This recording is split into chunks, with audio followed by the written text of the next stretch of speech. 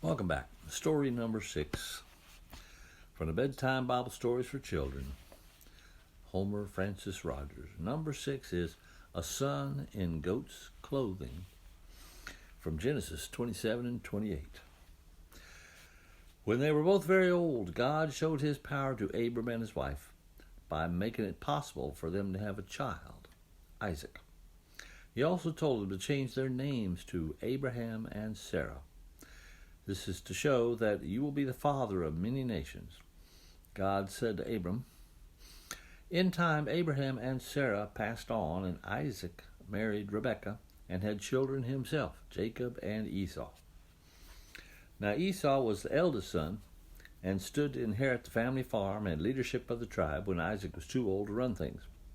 This was Esau's birthright, but one day he foolishly sold this to his brother Jacob for a bowl of chili. Jacob was pretty pleased at the deal and told his mother all about it, and of course, Esau didn't say a word about it to Isaac. So when Isaac grew old and blind and feeble and knew he was about to pass on, he called Esau to him and told him he was ready to hand over the job of being the leader of the tribe. The Jews in those days were sort of high church and felt there was a proper way to do this with a special sort of ceremony. Isaac told Esau to go out and kill a deer and make him some savory venison, and he'd eat it.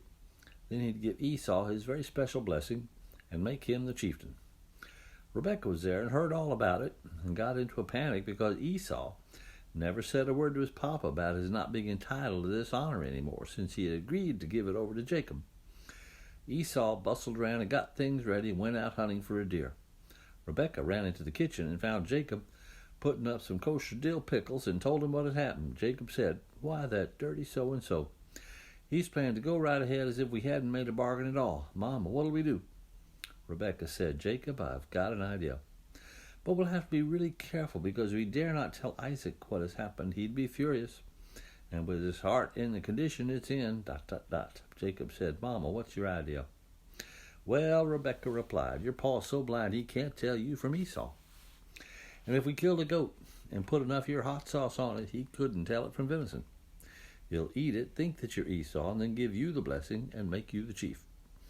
"But Mama," Jacob said, "the papa's bound to tell us apart no matter how blind he is. What if he feels me? Esau is as hairy as an ape and I'm smooth. If he just touches my hands while I'm serving him his dinner, he'll know I'm not Esau." "I'll take some of the goat skin and fasten it to your hands and arms," said Rebekah.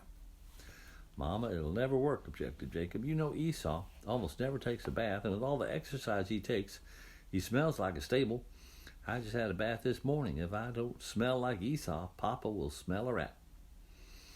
Rebekah was a bit put out with Jacob by this time. She got right indignant and said, "Jacob, don't be such a scaredy cat. We'll find one of Esau's old sweatshirts and a pair of his jeans and put them on you, and you'll smell like a gymnasium. There. Does that satisfy you? Now go and do as I say. Fetch me a nice fat goat from the herd, and let's get busy, quick. If we're going to pull this off, we're going to have to do it before Esau comes back." So Jacob did as his mama told him and killed a nice fat goat. He cooked it and put in a whole lot of garlic and pepper and hot spices until you could hardly taste the meat. It was a good thing Isaac liked his food highly seasoned, or they'd never have a chance to get away with it. Jacob took the dinner into Isaac and set it before him. Jacob tried to pitch his voice low to make it sound like Esau and said, "Papa, here's your venison stew." Old Isaac cocked his head to one side and said, "Esau, you don't sound like yourself. Are you sure you're Esau? Come here, let me feel of you." So Jacob stuck out his hands, and Isaac felt the hairy goat skins that Rebekah had fastened on Jacob's arm, and the old man said, "The voice is the voice of Jacob, and the hands are the hands of Esau." And he sniffed and got a good whiff from Esau's old clothes that Jacob was wearing, and it smelled like Esau. And the old man grinned and said, "The smell of my son is as the smell of a new plowed field that the Lord has blessed." Isaac took a bite of the goat meat stew, and it was so hot it burned his mouth. But Isaac liked it that way. He never once suspected that it wasn't venison. When Isaac had eaten his fill, he gave Jacob a fine blessing and made him the chieftain of the tribe. Jacob said, "Thank you, Pa," deep down in his throat, trying hard to sound like Esau.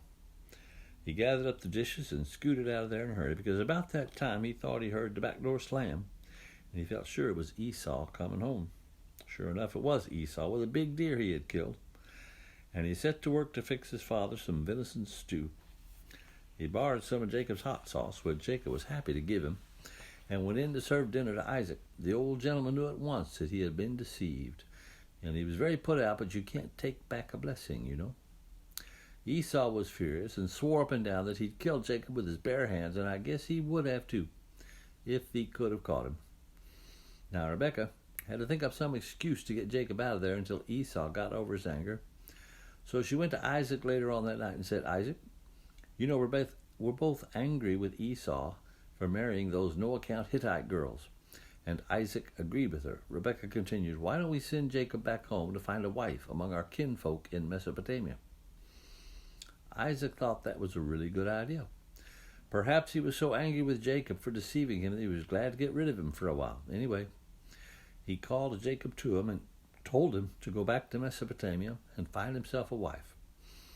Now Jacob had spent all day dodging and hiding from Esau, and he too thought it would be a fine idea to get out of there for a while. So off he went. Well, sir, you can bet Jacob wished he had gone out camping with Esau more often, or had joined the Boy Scouts or something, because the land he had to travel through was wild and lonely, and he knew there were wild beasts and wilder men, and he was scared clean through, but he was more afraid of Esau, so on he went. Nighttime came, and Jacob was miles and miles from the nearest town. He hadn't even seen a farmhouse for a good while. It began to get quite dark, so Jacob picked out a sandy place on a hillside and built himself a little campfire.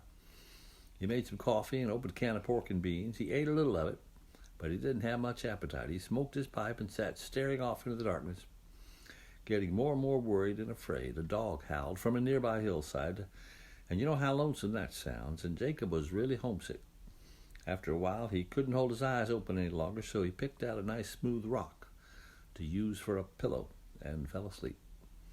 As you might expect under the circumstances, Jacob had a nightmare. The strangest thing happened. It seemed in his dream there was a ladder that reached all the way up to the sky, and the angels were climbing up and down on it. At least, he guessed they were angels. He hoped they were angels. Surely they were angels. Anyway, they were really spooky. Then all of a sudden there was a voice coming down out of the sky, a deep, booming, resonant voice that was at once terrifying and soothing and reassuring. Jacob was trembling and shaking like a leaf, and I bet you would have been too.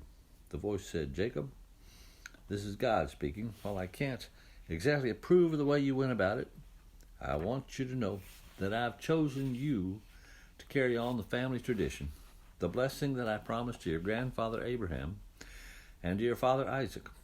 I'm going to give to you. Go ahead with your visit to your mother's folks, and I'll look after you and bring you safely home." The next thing, Jacob knew he was wide awake and standing there on the hillside with his knees knocked together and his teeth chattering and a cold sweat breaking out all over his body. He'd never been so frightened in all his life, not even of his big brother Esau. And he said to himself, "This is awesome. I've never been in such a place before. Why, this must be the place where God lives, the very threshold of heaven itself." Jacob took the rock he had used for a pillow and used it to build a little altar. He made a sort of sacrifice and poured some olive oil on it and named the place Bethel, which means God's house.